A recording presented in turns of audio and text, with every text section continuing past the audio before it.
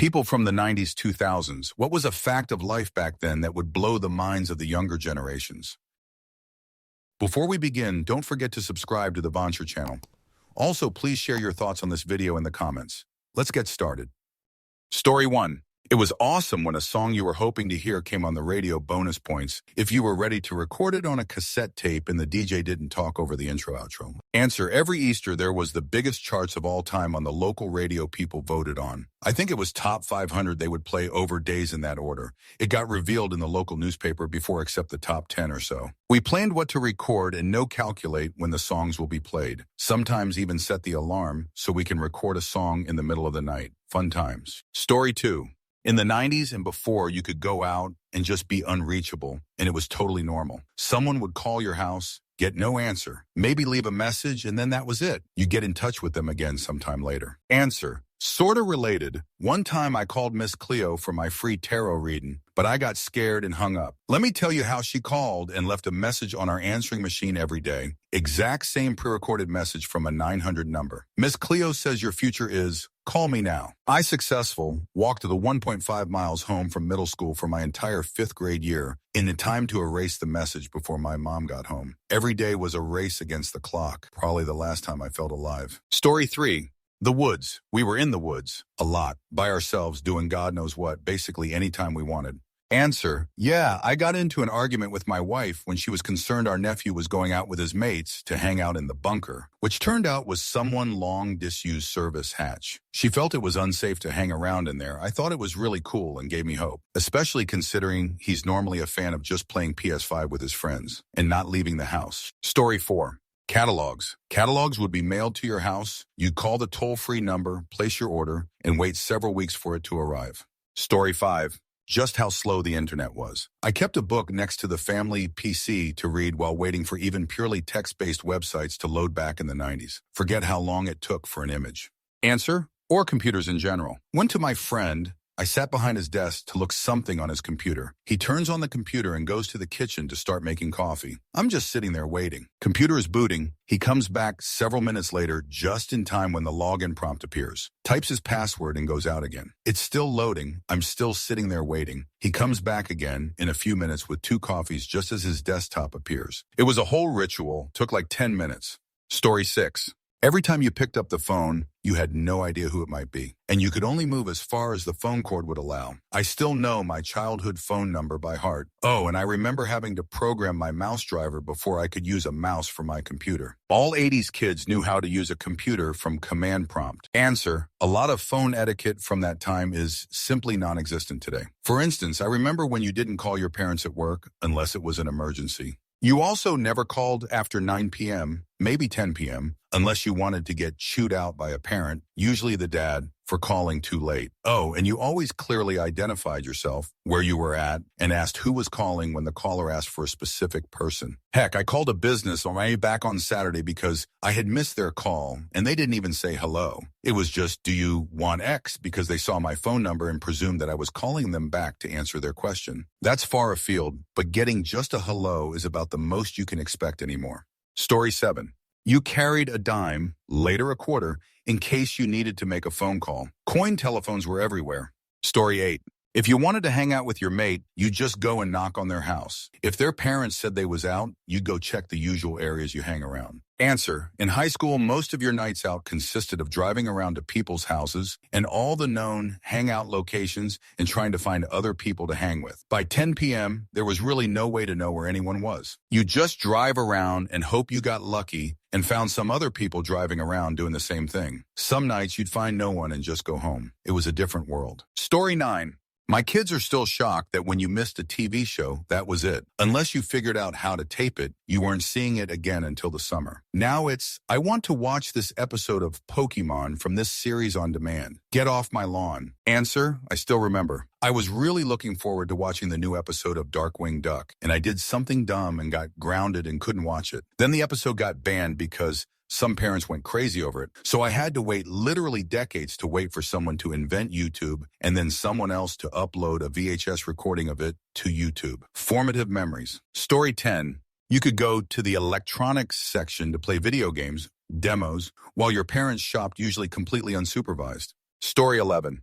It used to be normal to not know where your kids were and not be able to reach them because they were outside. It was expected that you wouldn't be able to get a hold of people at all times of day. There also weren't nearly as many security cameras as there are now. Story 12. Obscure good music used to be hard to get, like someone would often have to hook you up, or you'd have to go to an indie record store or order it. Having something exclusive nobody else had was a big way to look cool. A lot of things were like that, but I distinctly remember music being a huge one that defined people's identities in a way it doesn't today. Subcultures like goth, rave, hippies, etc. were also a lot more serious back then and often genuinely kind of underground. It was like joining some kind of secret society. If you weren't introduced, you often didn't even know these things existed. People outside of them had never heard the music and had no idea what it was all about. That made it fun and special in a way I don't think those things are today. I have a fond memory of blasting drum and bass in a college dorm in the late 90s and having people come from other floors and knock and ask, "What the hell is that?" Like they'd never heard anything remotely like it. When MP3s hit, this started to go away. It died with streaming services that literally have everything. If you can't find it on Amazon, Spotify, or Apple, you can find it on YouTube, SoundCloud, or Bandcamp. Meanwhile, social media eliminate underground culture. It's hard to have an indie underground scene when people post it to Instagram and Facebook. Answer: I remember going to my CD store in like 2001 and asking for a Breaking Benjamin CD. Being from regional Australia,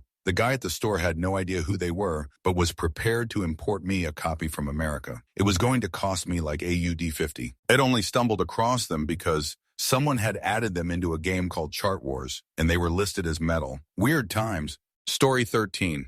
We were more than willing to corrupt every file on our computers with viruses for free music on LimeWire. Answer: I had the benefit of being tech-savvy at a young age. At around 5 to 6 years old, my dad had me on P2P, all to whatever news groups downloading pirated games and walkthroughs on the Amiga 500, well before the internet. I was 13 or so by the time LimeWire came out, so I was meticulous about red flags. The big issue I had was renaming mistitled, misbranded files. Fudge changing Third Eye Blind, closing time, to Semisonic closing time. Or Arrogant Worms, Last Saskatchewan Pirate, to Captain Tractor, Last Saskatchewan Pirate. Also, I'm old enough to remember Napster. Story 14. Equipment manuals. Everyone had a manual for every piece of equipment. The technical detail these provided no longer exists. Story 15. Cigarette smoke was everywhere. Inside restaurants, elevators, hospitals, bars, you name it. That's why a lot of hard plastic products before 2008 are tinted slightly brown, because white plastic got real gross real fast. Story 16. I'm legitimately sad for current and future generations. They'll never experience the Wild West that was the internet in the 2000s. Faster than 90s for loading times, but not laden with corporate slop. Will you see a man beheaded today? Or a funny animation? Or a cool music video? No telling. But mostly I missed that there were no major push for apps because touchscreen phones weren't big yet, or a million streaming sites, or the constant sponsorships and ads for videos. Addicting Games, Newgrounds, Armor Games, YouTube, and a couple others I'm likely forgetting. It was a brief 10 or so years of pure, efficient, compared to 90s speeds, at least, internet. Story 17. When I talk about how you'd call collect and say your name was Dad Pick Me Up at Cineplex, and your dad would just hang up and 15-30 minutes later, they'd be there to pick you up. How we communicated was so different, and my kids just don't get it. What's Cineplex? Like what time? They didn't have a tracker? What if they didn't answer the phone? The thought that people answered a phone when it rings also kind of blows them away. Like what if you don't know who is on the other end? Story 18. You know when you have a question that you don't know the answer to, and everyone argues about it, and then eventually someone breaks out their phone and settles the matter? Yeah, that wasn't a thing. Unless someone just happened to have some relevant, definitive knowledge on the subject, or was willing to go somewhere else like a library and do actual research, then you would basically just be stuck not knowing the truth. For example, when I was a kid, I used to describe to my parents and friends how I had seen a movie with Michael Jackson where he dance fights an animated rabbit, then turns into a robot, and then turns into a spaceship. They assumed I was insane or describing a fever dream. Since IMDb wasn't a thing, it wasn't until I was in my 20s when I found out about the existence of Moonwalker, the mad personal project film that he made where he does all those things and more utterly bonkers stuff. Story 19.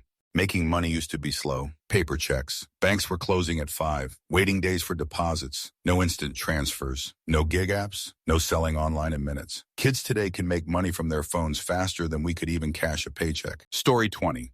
Oh, where to start? The idea that others could be out of touch for hours or days at a time and nobody took issue with it. The idea that you didn't have a camera, especially with video capabilities, in your pocket at all times. The fact that you had to wait for news. That if you weren't able to watch the new episode of your favorite show when it was on TV, that you missed it, or you had to program a third-party device to record it on tape. I could go on. Story 21. In watching my friends, young children, dislike commercials. And I have to tell them, and not only do I have to have commercials, but I didn't get to pick what was on the TV. I just had to watch what was on. Story 22.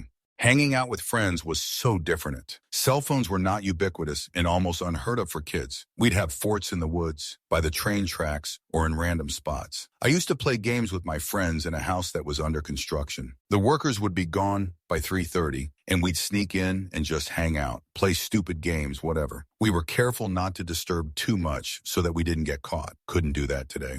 Answer, me and my friend locked our bike inside of a Toys R Us that was under construction right next to the movie theater when we went to see Big Top Pee-wee. We came out and they were about to pull away. We had to beg and plead to get them to unlock the store and let us get our bikes out. We would have been in so much trouble, and it would have taken us forever to get back home. Story 23. It took an hour to download a 3-minute song, and that's if you were lucky the other person didn't disconnect at 99. Story 24. 16 years old, picking up my new girlfriend from her house for the first time. I look up the directions on MapQuest on our home computer. Print it out. Try to follow it, but I missed a turn somewhere. Shoot. Now what? It's not like the printout paper is going to automatically update, and I don't have a way to call or text either. Then I realize I'm kind of close to where a friend lives. I can go to his house and borrow his family's one phone to call her and get better directions. I go to his house, knock, nobody answers. I go around the back of his house, find the basement doors unlocked, enter his house, use his phone to call my girlfriend and figure out how to get there, then leave a note explaining I broke into his house and why. Not weird at all. Story 25. If someone had a boombox with batteries and decent cassettes, they were the center of the circle of friends. Story 26. I walked a couple miles to school every day. Nobody's parents drove anyone. We walked, rode bikes, or took the bus. Story 27. When we had to do research, we used to go to the library, check the Dewey Decimal System to get the book we needed, borrow said book, read through chapters, then handwrite essay. Assignments were done with no Google and no AI, just the trusty school library.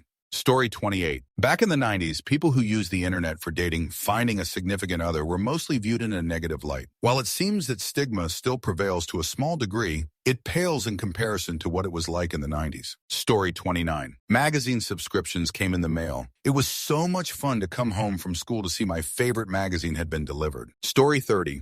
You best be leaving a note on the table before you consider going out anywhere. Also, the classic move of I saying I was sleeping over at a friend's house and they said they slept over at mine. Then house parties, LOL. Story 31. We had this thing called privacy, and no one would ever think of giving their personal information to random corporations. Story 32.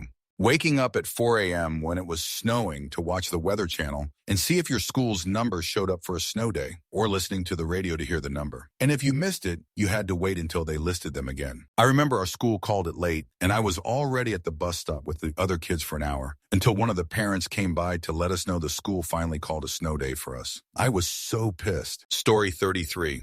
If you took a picture, you didn't get to see it until like a week later sometimes. And if the pictures were all shoot, that's the way it was. Story 34. After I got my driver's license the Friday I turned 16, there would be days at a time where I would seldom see my folks from 6 a.m. to 10 p.m. I had either morning practice or weightlifting at 6:30 a.m., would go to school all day, then either afternoon practice or weightlifting, then off to my job. I was pretty much required to go to church at 10 a.m. Sunday, lunch at 12 at my first set of grandparents, then dinner at my second set of grandparents at 5 p.m. I didn't have a curfew once I was 16 and would often not get home till 3 a.m. on Friday and Saturday nights, and was expected to have a 3.5 GPA, where 69.89 was an F. Story 35. We would remember phone numbers, not just for family members and close friends, but also local restaurants and services that we used often. If you wanted to meet up with people, you would just show up at the predetermined time And if they weren't already there, you would just not know why, whether they were just a bit late or standing you up. Being late had more of a consequence. If you were into a TV show that wasn't the most popular, you had to tune in at the one time it would be broadcast. If you missed the episode, you would just not know what happened, possibly ever, unless it gets a home release that you'd have to buy later. But on the plus side, if all your friends were into that show, you would have all been caught up at the same time. So the next day you could all talk about it without spoilers.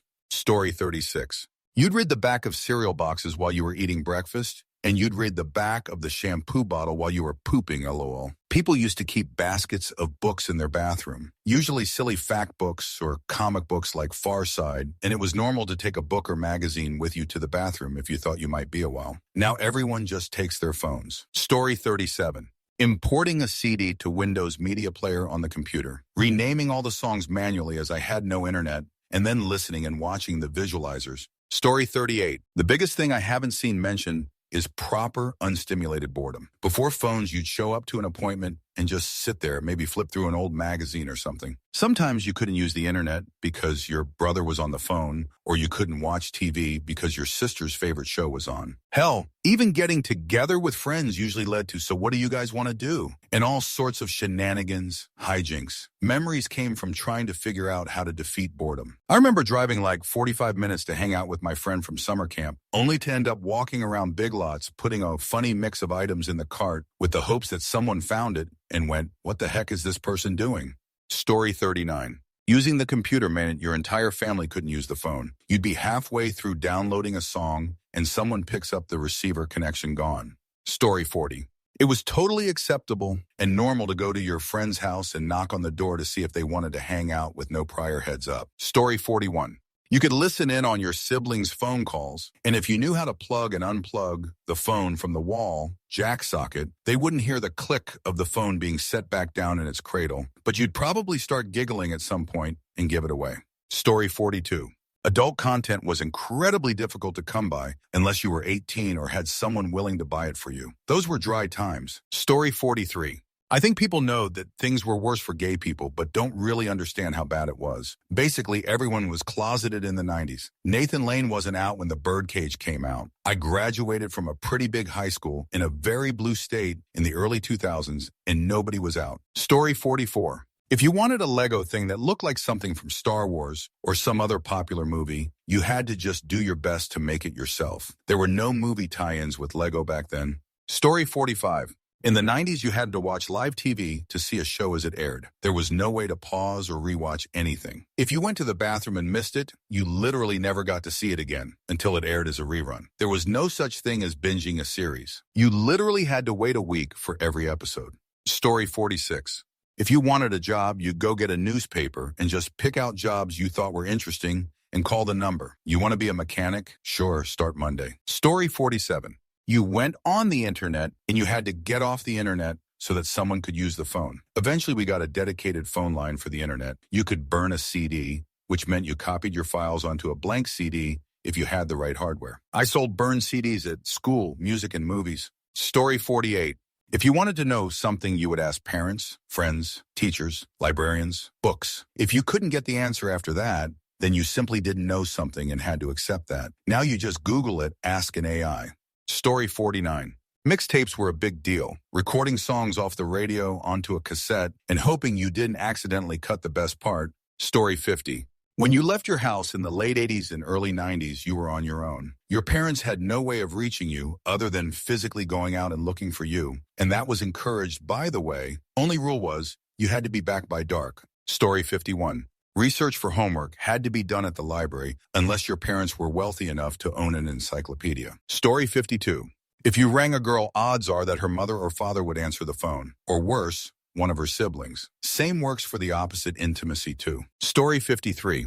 No smartphones. Digital cameras were only beginning to exist. So we don't have every mistakes we made on record, photo, or video. No social networks to share it on either. Story 54. The AOL Internet Internet CDs were so common we used them as small frisbees. MTV actually played music. The worst domestic terrorist attack in American history happened, and we all seemed to forget about it. No wonder Jan 6 happened. Not everyone had a computer. If you did, your parents were doing well. Dial-up is the worst thing ever, and if hell exists, that dial-up phone noise will be playing in the background. A kick. There used to be common decency in politics. You could get a fair amount of groceries for 20.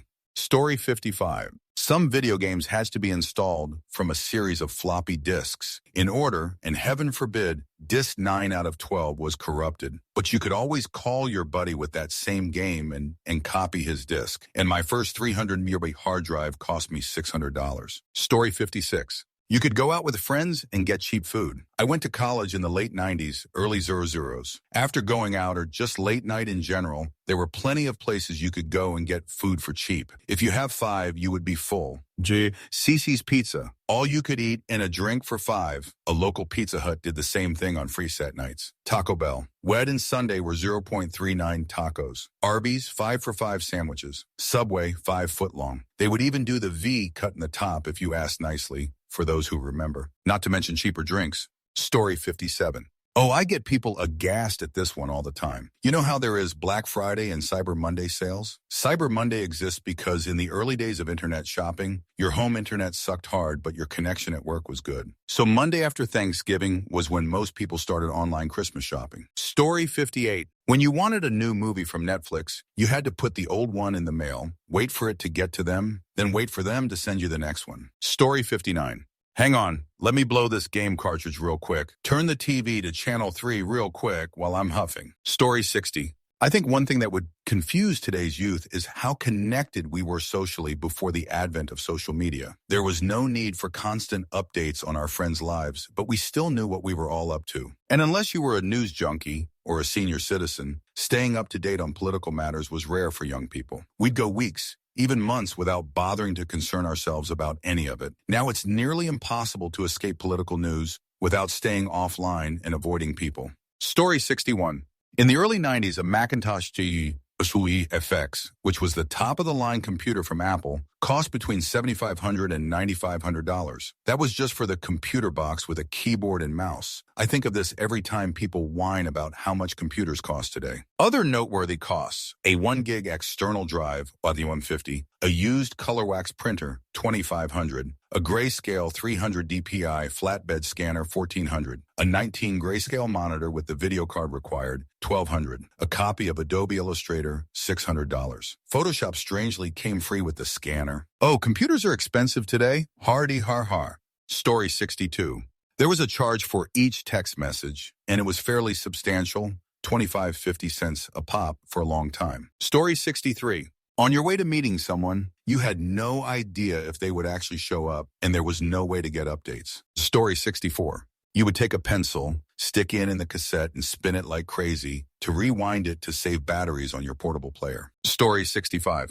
Gas cost under $2, internet safety was a thing, and McDonald's restaurants with play places were actually cool. Seriously, I walked into the local one after not having been there for years and was shocked to find the interior looked depressingly empty with a map of some town, which was definitely not one I know was anywhere nearby, on the wall, and the play place was half the size without the awesome slides or the secret tunnel that led into the birthday room. Story 66. Before Uber Eats, DoorDash, etc., you could call many restaurants and order delivery. There was no markup, maybe a couple bucks for a delivery fee tip. The best part? Most places had a policy of 30 minutes or it's free. If it wasn't at your house in 30 minutes, you didn't pay a dime. There were also local delivery companies you could call and get them to grab you food or other things from places that didn't deliver. Still cost less than using Uber Eats or DD. Now we use these apps. The food prices are higher than the in-store prices. You pay a delivery fee, service fee, an eye-watering tip, and the food takes forever to arrive. And if your food doesn't get delivered, you have to fight to get a refund. Story 67. Planning to meet your friend halfway over your home phones because you didn't have the ability to contact each other once you left the house. Walking home from school in silence without any music, unless you chose to carry a Walkman Discman, which many didn't. Maintaining a contact book of phone numbers and addresses by hand, or looking people up in the phone book. Having your parents or siblings listen to your calls over the home phone line, zero privacy.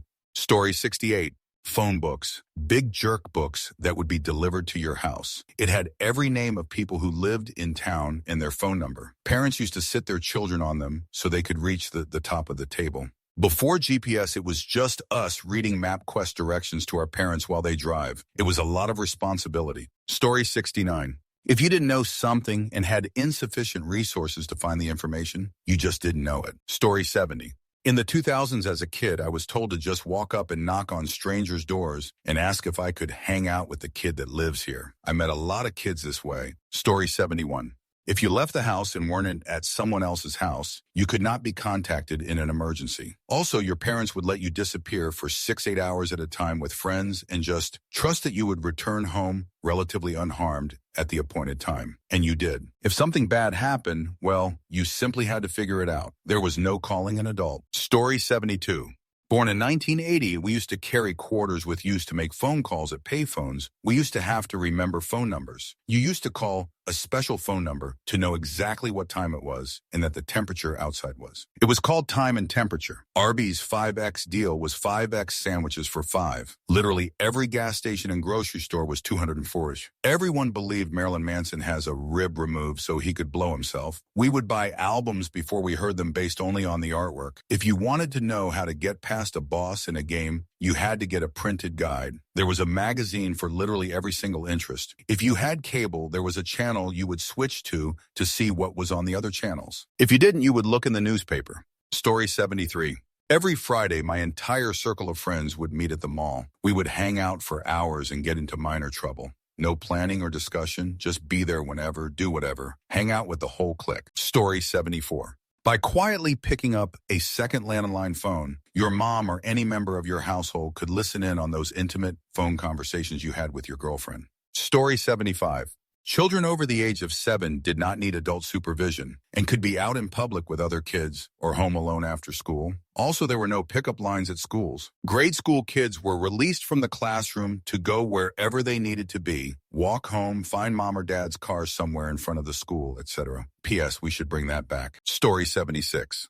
In 2004, presidential candidate Howard Dean was just starting to gain momentum and screamed, "Yeah," during a speech, and that was all it took to sideline his campaign. Story 77. That it could take several days to download a small file. Also, mom yelling, "Get off the internet," because she needed to make a phone call. Story 78.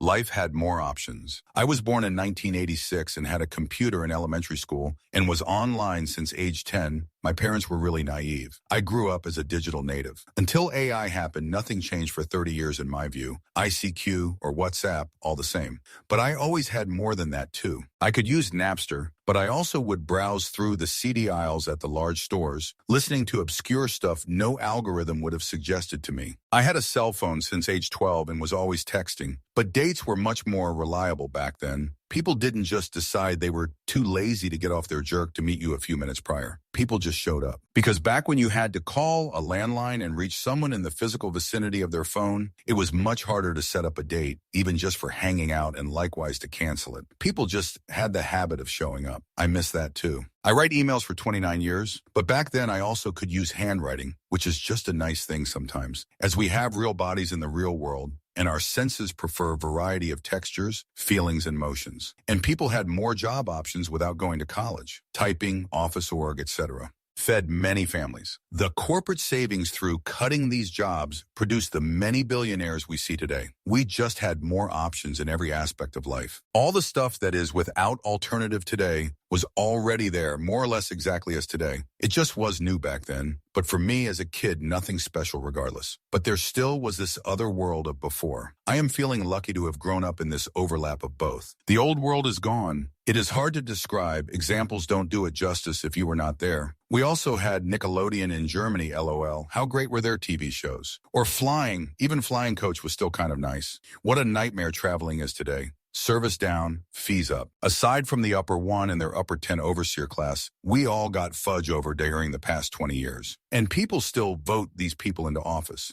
We seem to deserve to have to eat shoot, I guess. Even politics. The Cold War was over. All in all, a calm world, the Western world reigned supreme. As a benevolent power, global misery went to all-time lows, like children dying from pests or war. Terrorism wasn't such an issue. Even Russia was moving towards democracy and peace. Obesity was much lower than today, and we didn't have Ozempic, people still trusted science. Be it about how much sexes there are, or be it about the benefits of vaccines. Now everyone is just making up their personal facts left and right. TV news was actual news, not whatever this shallow propaganda of today is supposed to be. Everything now has framing, wording, and agendas. Nobody just reports what happens and lets you form your own opinions. Local journalism still existed. I didn't imagine this future we are now living in when I thought about the future as a kid. I watched Star Trek Voyager. That was my vision of the future, not this current clown show. I kind of agree with that line from The Matrix, how the world of 1990 was the peak for us, all in all. They could not have known, though. Story 79.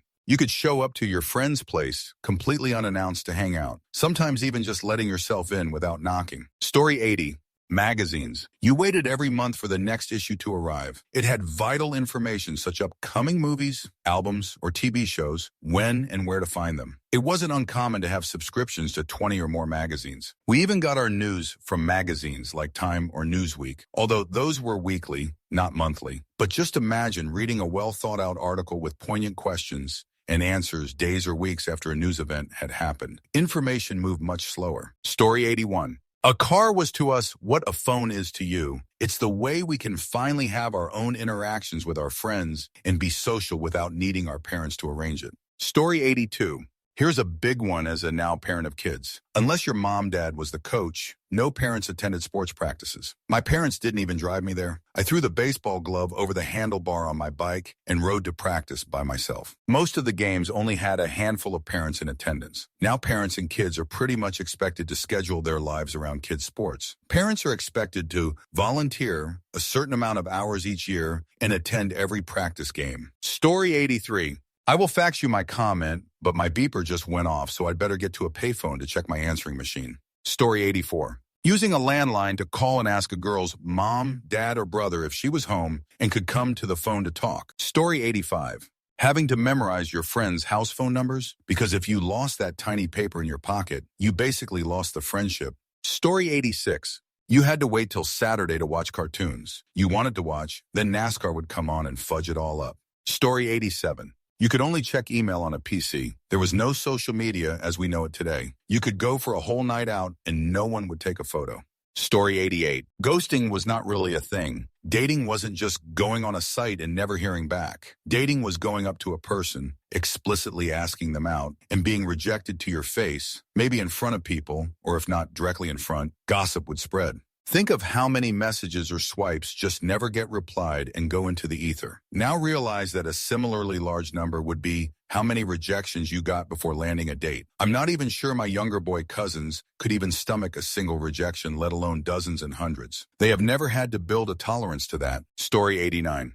Calling cards and long-distance calling and in general. Calling friends and family in different states was a big deal. Now I refuse to even pick up when out-of-state family and family calls. Story 90. Talking on a cell phone was more expensive during the day. You had to wait for nights and weekends to speak freely. Also, depending on your plan, you usually had a limited number of text messages. Some had unlimited, some had a couple thousand, some had like 250.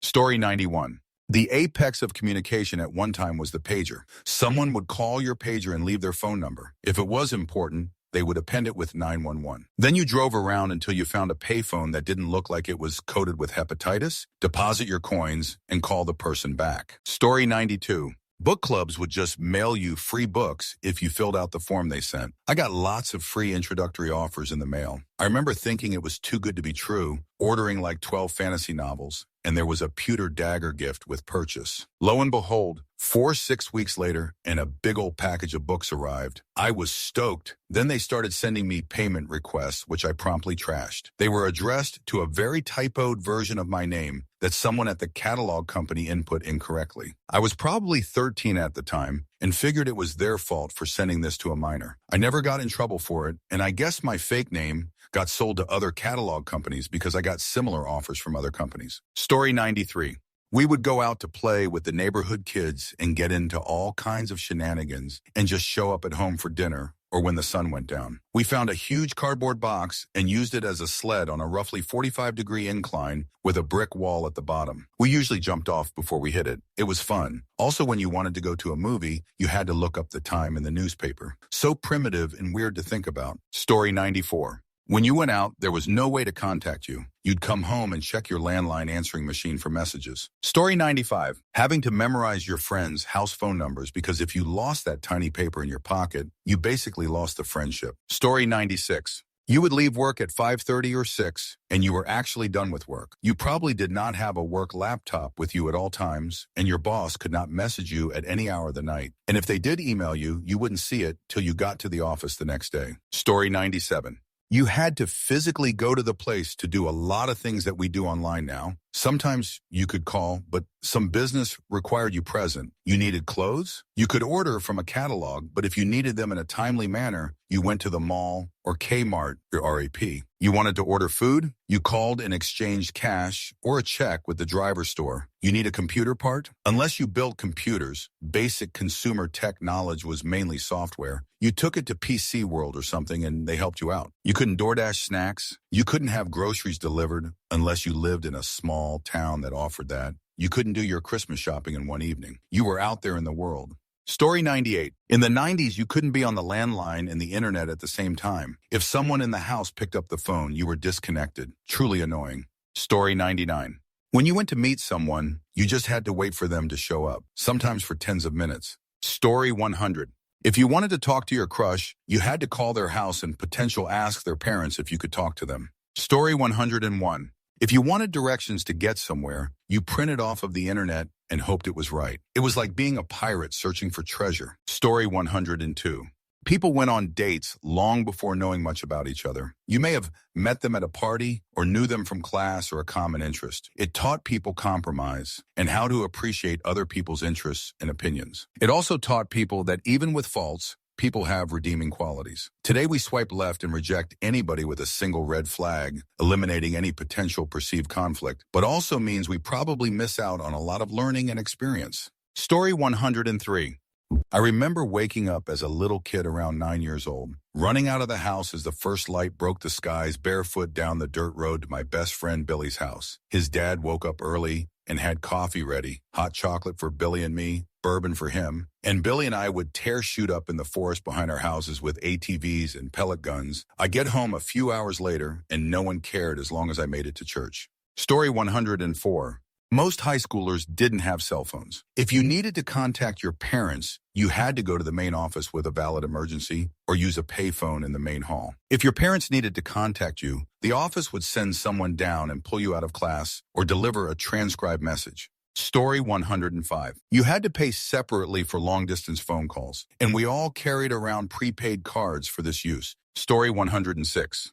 That going around pranking people for views and likes wasn't a thing you would ever do. Doing that back then would more often than not result in you getting a punch to the face. Story 107. In the 90s, as kids in the summer, we'd just fudge off in the morning and come home when it got dark, and our parents had no idea where we were or what we were up to unless the cops got involved. Story 108. Books were the primary means of finding in-depth and reliable information about a subject. You often couldn't find anything about a niche subject quickly or easily online. Any kind of research required a visit to the library. Story 109. Answering the phone and having no clue who was calling. Other side of that would be making plans to do something, e.g., going to the movies or meeting at the beach. You would make arrangements and just have to trust the other people would make it at the right location and time. There was not usually a practical way to get in touch with people once they left home. Pretty much went away as cell phones became ubiquitous in the late 90s. Story 110.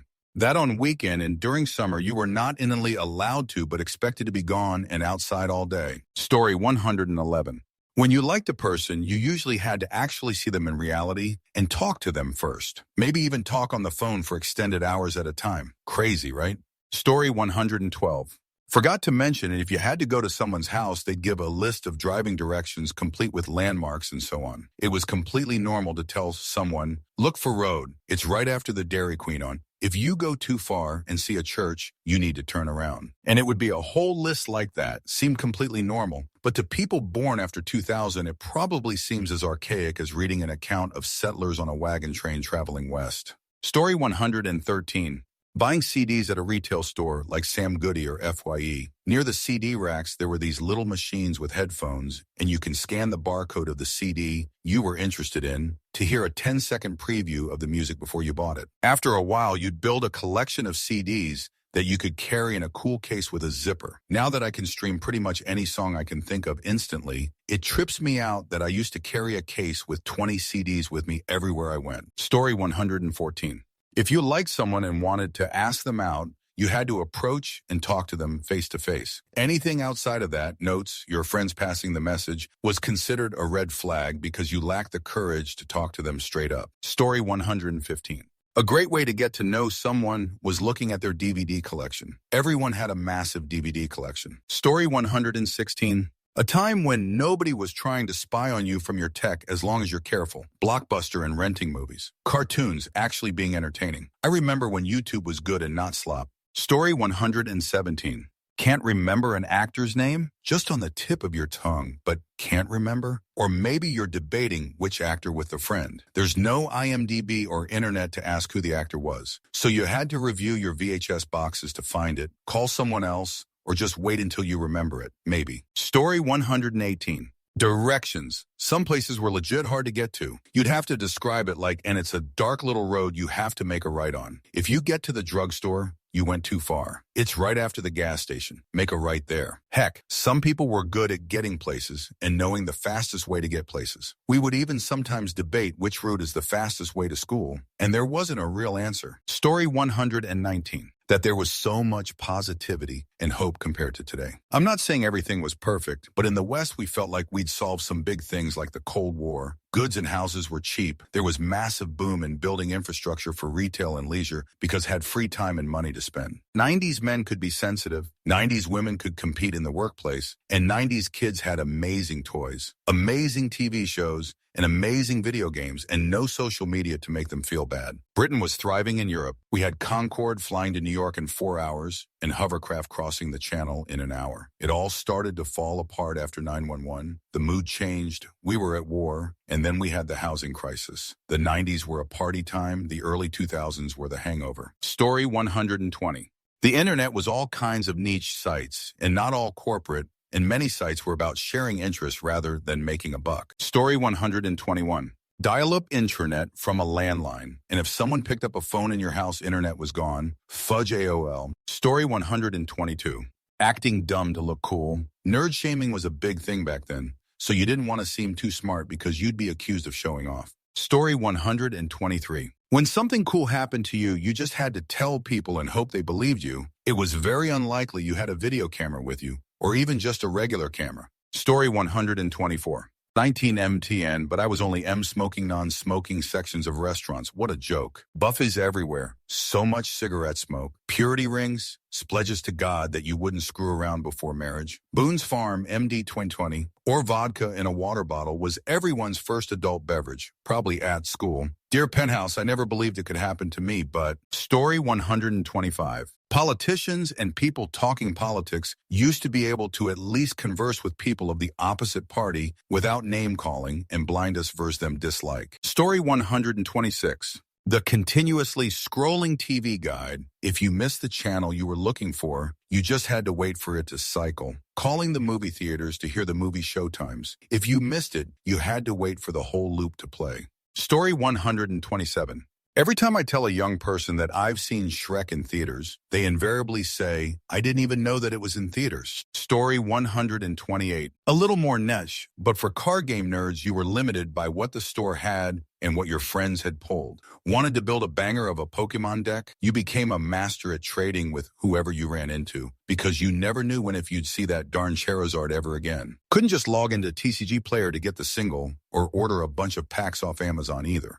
Story 129. In the summer, it was entirely possible for me to spend the whole day with my parents not knowing where I was. Adults didn't go around calling the cops anytime they saw a kid playing outside without being constantly watched by an adult. Story 130. I would get a pack of smokes and 5 of gas from my mom all the time. She would stay in the car, and I would go inside and get everything. And I was like 10 years old. People seemed to have more trust back then. Also, smoking everywhere was allowed. Story 131.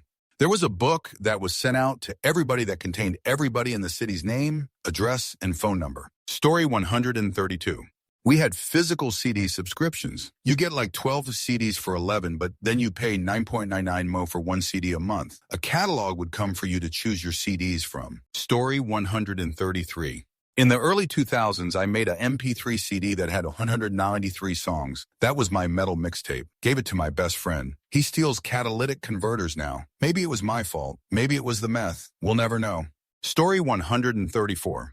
If you were a dude and it had an office job, you wore a suit, tie, and polished shoes, wingtips, cap-toed Oxfords or loafers, tasseled if you were fancy, or at the very least a blazer and pressed Kiona slacks. Every day up until about 1990, when someone invented Casual Friday and you could instead wear slacks and a polo golf shirt. Whether you actually played polo or golf was irrelevant. Story 135.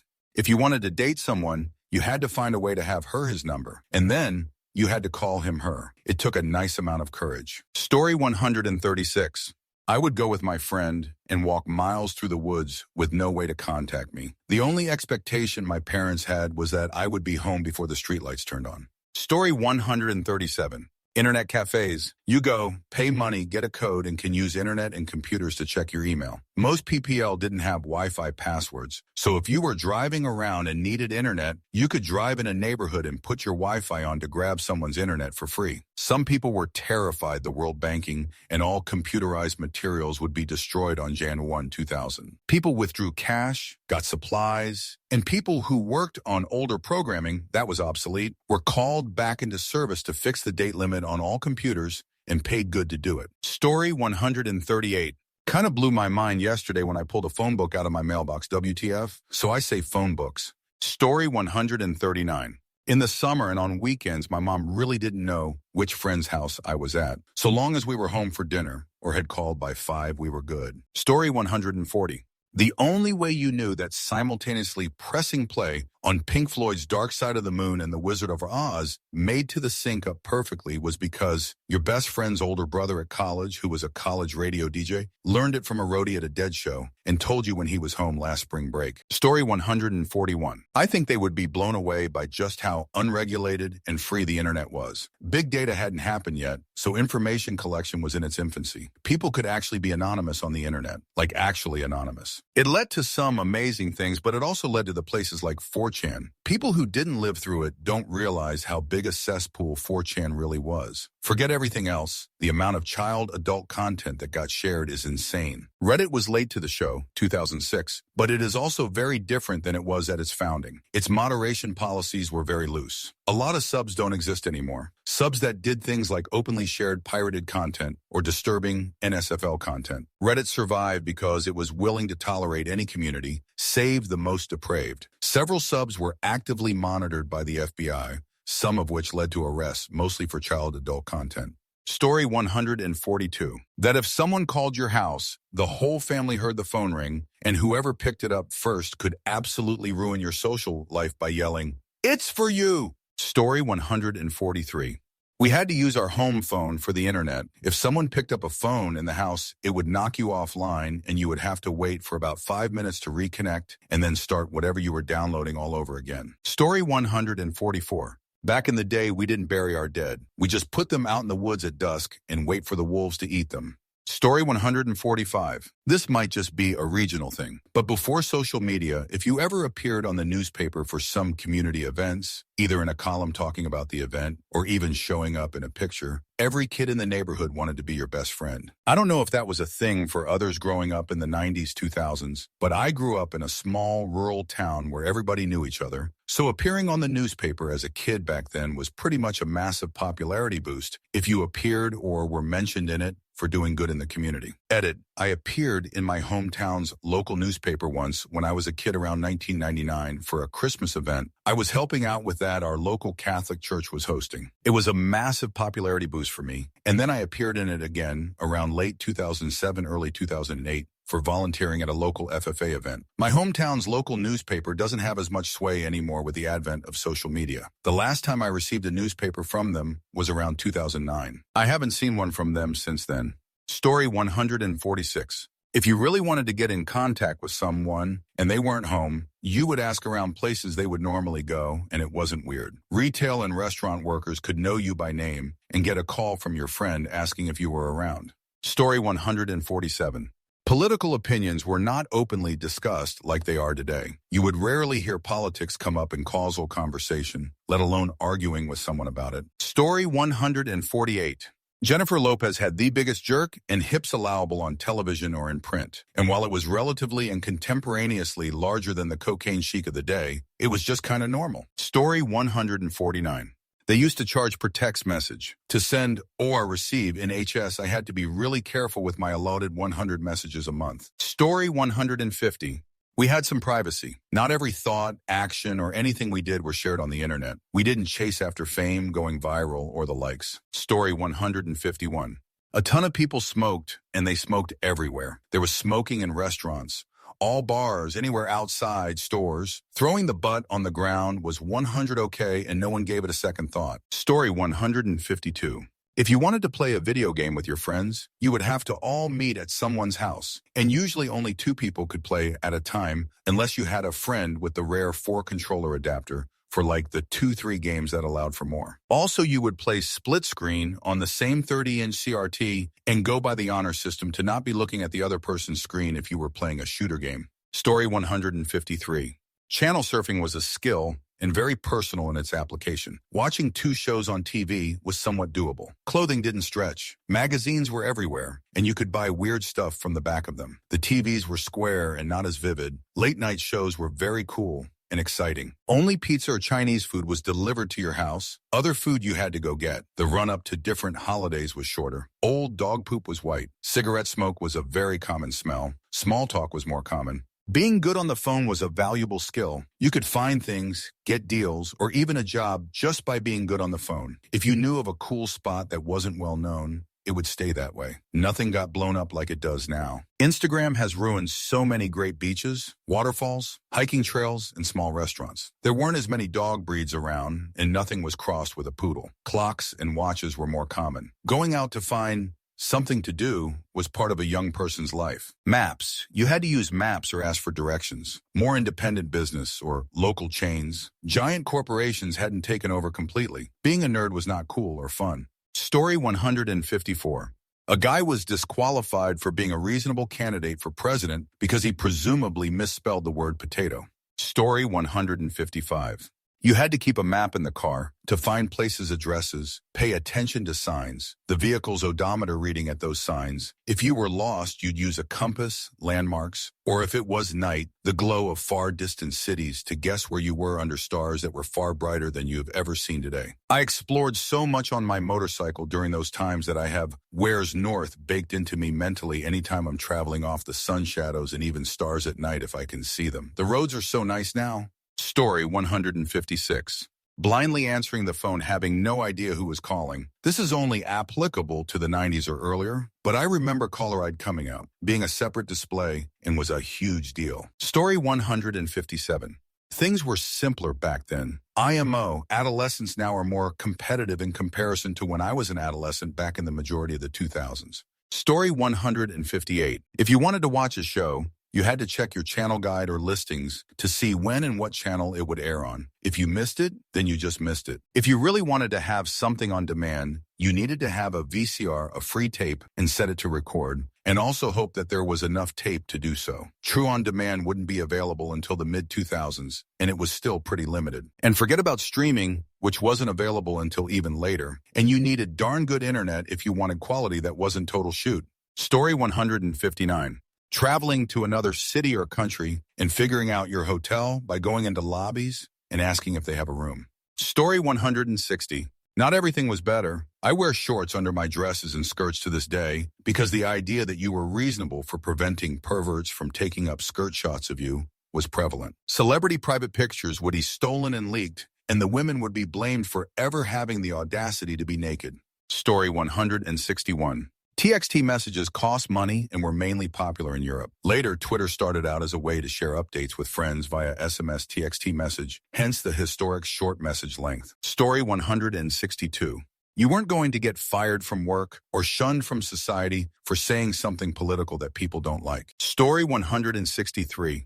I see these posts every fudge day. Go watch a movie from that era. That's what it was like. Or just leave your phone's smartwatch at home and go for a walk, then randomly go visit a friend. You've now experienced life from 1499, 2006. Story 164. Back then I had a teacher who blatantly did not like me. We were same race and she was like around 40 or so. I also wasn't even a troublemaker in her class. Well, one day I brought her an apple as a peace offering. You could do that back then. She said thank you, but looked at me like I had just tried to eliminate her. Nowadays, I'm sure there's not so much social pressure to be nice to a kid you think might be trying to eliminate you. Story 165. I graduated college in 1987 from an Ivy League school, and of my many friends, only one had a computer, and that's because he liked creating music. Story 166.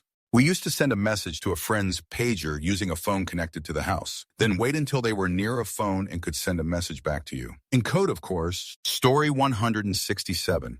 We used to talk to the person using voicemail. Hello, hello, and the receiver hears you and picks the phone up. Story 168. The family computer. IDK if that's still a thing, or if everyone has laptops now. I'm 29 and live alone. Story 169.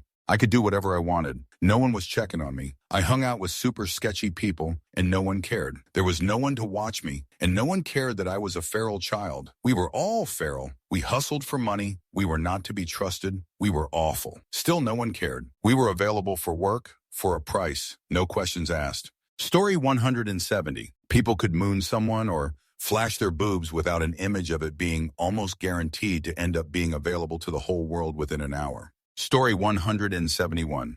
In the mid-1990s, the following things did not exist at all, or in any meaningful way. Smartphones, streaming on-demand media, digital media and digital media players, outside of CD players, apps, Google, Amazon, and e-commerce in general, social media, as we know it today, text messaging, digital cameras, Uber Lyft, Grubhub DoorDash, subscription models, curbside pickup, portable digital storage, 700 mm, internet-connected and smart devices. There's probably lots of stuff I am forgetting. Story 172.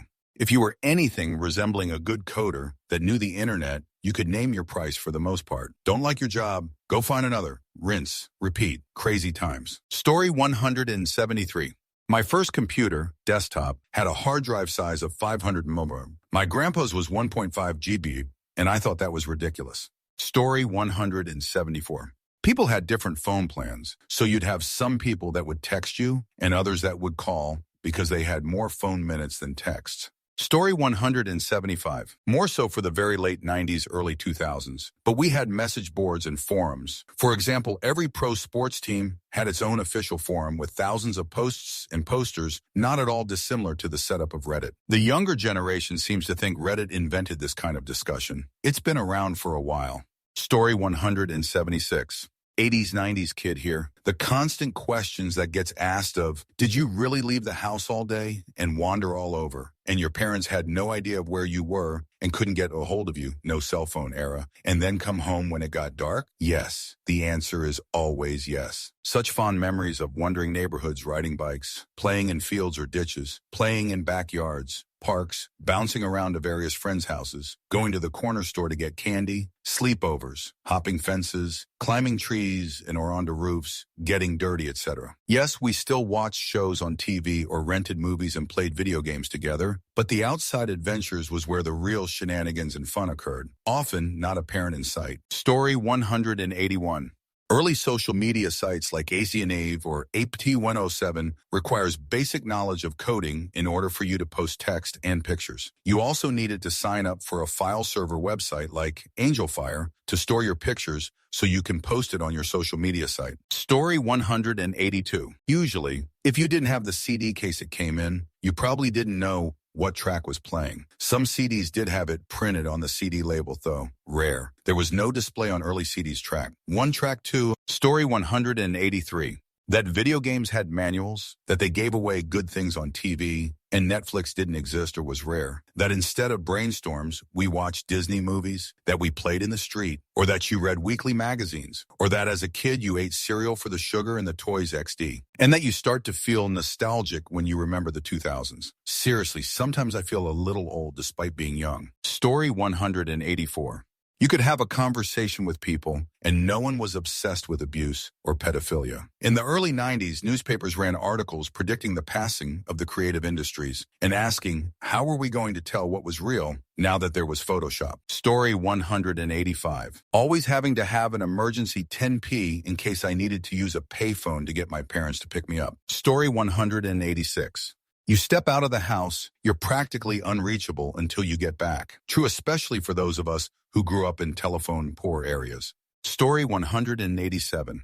You could eat like a king with the loose change found in your couch. 90s value meal menus were undefeated. Del Taco, Taco Bell, McD's, Burger King, Jack in the Box. Those were the days. Oh, and navigating by Thomas Guide like a goddamn pirate. Story 188. Still crazy to think you had to choose between being on the phone or on the internet. Couldn't really do both. Not your phone is the internet, LOL. Also, I remember printing song lyrics and having to let music video buffer a bit so I could watch them. All my new songs I liked, I had to watch MTV in the morning while getting ready for school. Each text message I sent a friend cost 10 cents to my phone plan. Insane now. Story 189.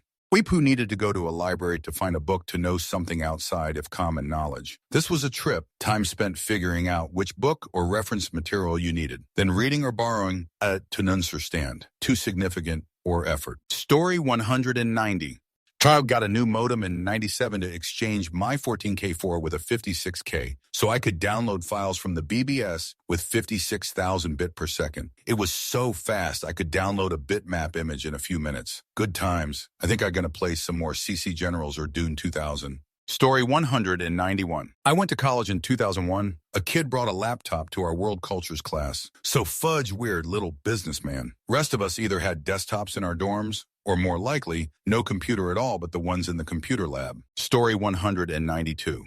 Petty arguments in the pub with literally no way to know who is right without either going to a library, early 90s, or going home to search on InfoSeek or AltaVista. Story 193. You had to pay 0.25 per outbound text message, or you had to buy a bundle and guess how many text messages you'd use in a month with overage fees. Story 194. Posts like this make me realize just how old I really am. I think, why are they asking about that period? It's only I'm 60. Story 195.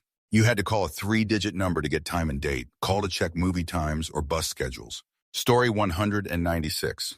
I got kicked out of multiple bars in multiple U.S. states for the crime of having blue or pink or green hair. Literally heard, we don't serve your kind here from old crusty boomer bartenders as they were kicking me out. I couldn't get a job at any mainstream business. I'm a middle manager with purple hair, working for a billionaire. The world has changed massively in just 2 decades. Story 197.